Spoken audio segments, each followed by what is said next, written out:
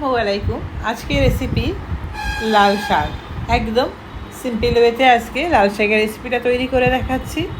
তো এখানে 2 আটি লাল শাক একদম কুচি করে আমি কেটে নিয়েছি। কড়াইতে দিয়ে দিচ্ছি এখন 1 টেবিল চামচের মতো পোস্তটা এখন ড্রাই রোস্ট করে নেব। একটু হালকা নেড়ে চেড়ে 1 থেকে 1.5 মিনিট সময় ধরে পোস্তটা আমি ড্রাই রোস্ট করে নিলাম। এখন পোস্তটা আমি নামিয়ে রেখে দিচ্ছি। ড্রাই রোস্ট করা হয়ে গেছে। দিয়ে দিলাম সর্ষের তেল। তেলটা গরম হয়ে গেছে, দিয়ে দিয়েছি এখানে চীনাবাদামটা দিলে শাকের টেস্টটা আরও বেড়ে যায়। তো এখন চীনাবাদামগুলো একটু ভেজে নিচ্ছি।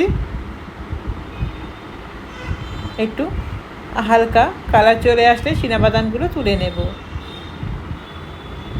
চীনাবাদামগুলোতে হালকা কালার চলে এসছে, চীনাবাদামগুলো তুলে নিচ্ছি।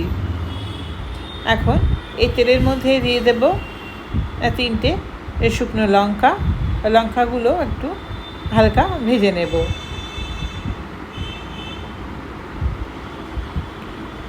তো লঙ্কাগুলো ভাজা হয়ে গেছে, লঙ্কাগুলো তুলে রাখবো।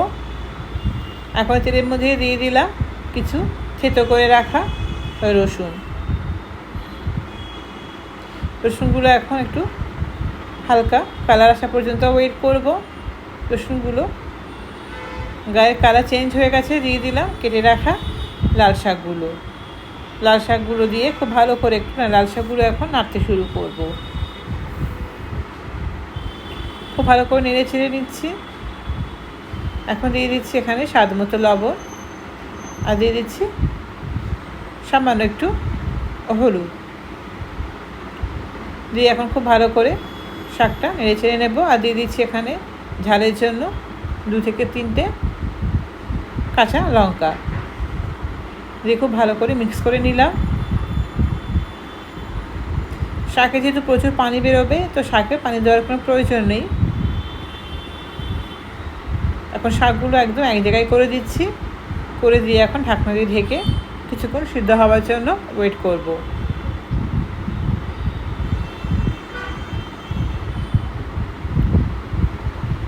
তো শাকগুলো সিদ্ধ হয়ে গেছে এবং লবণের পরিমাণটাও ঠিকঠাক আছে। শাকটা আর একটু ড্রাই করে নেব। এখন হাই ফ্লেমে রেখে শাকটা খুব ভালো করে একটু ড্রাই করে নেব।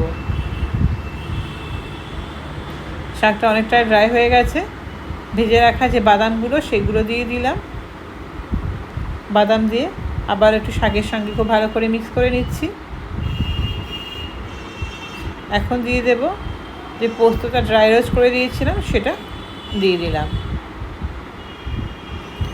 পোস্ত দেওয়ার পর পোস্তটা খুব ভালো করে সব শাকের সঙ্গে ভালো করে মিক্স করে নিলাম। তো শাক তৈরি হয়ে গেছে রান্না। আমি প্লেটে পরিবেশন করে দেখাচ্ছি। আর ওপর থেকে আমি 3টে শুকনো লঙ্কা ভেজে রাখা সেটা দিয়ে দিলাম। রেসিপিটা কেমন হলো কমেন্টে কিন্তু অবশ্যই জানাবেন।